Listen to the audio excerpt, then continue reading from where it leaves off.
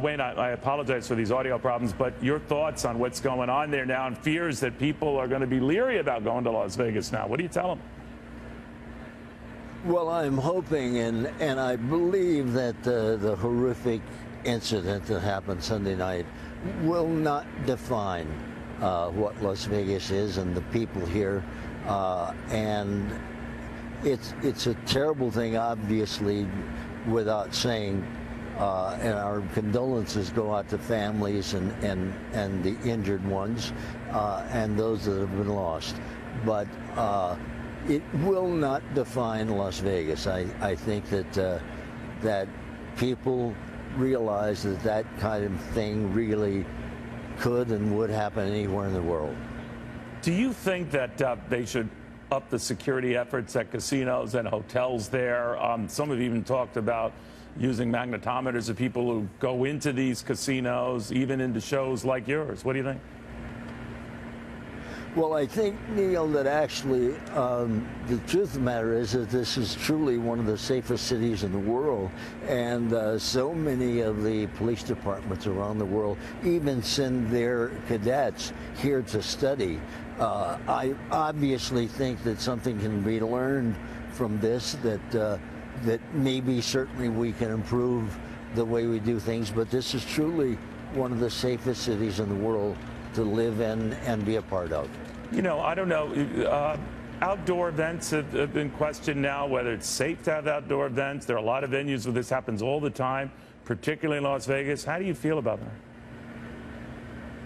Well, I think that obviously we cannot live in fear our entire life, because that's not living. And I think that the community that stepped up and helped both medically, our first responders, our firemen, and all the people that were helping out really from around the world, and most certainly the United States, really showed what this town and this state is all about.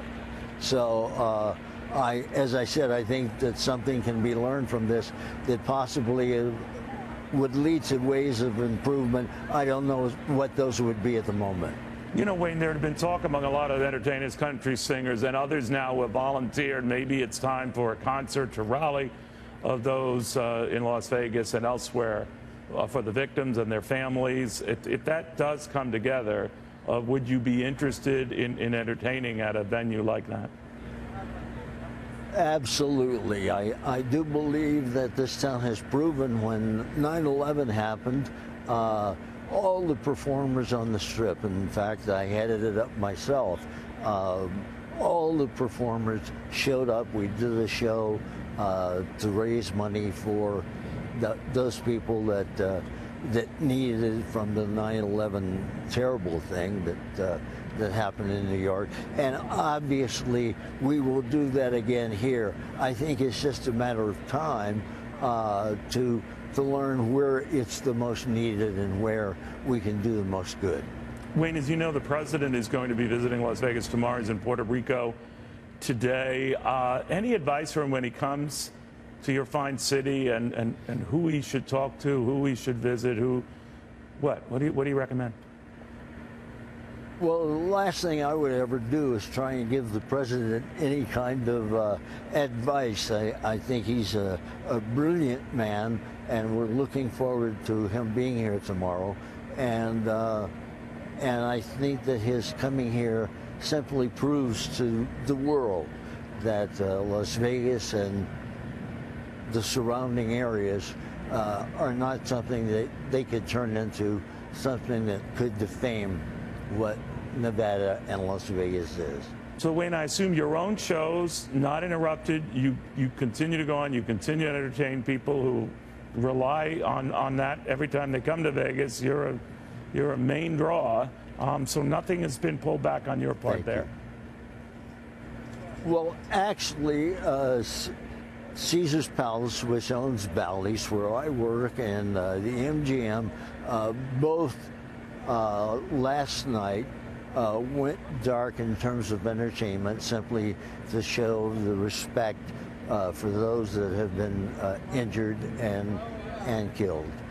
So I am convinced that tonight we will get back to doing what it is we do, and that is try and bring some happiness into people's life.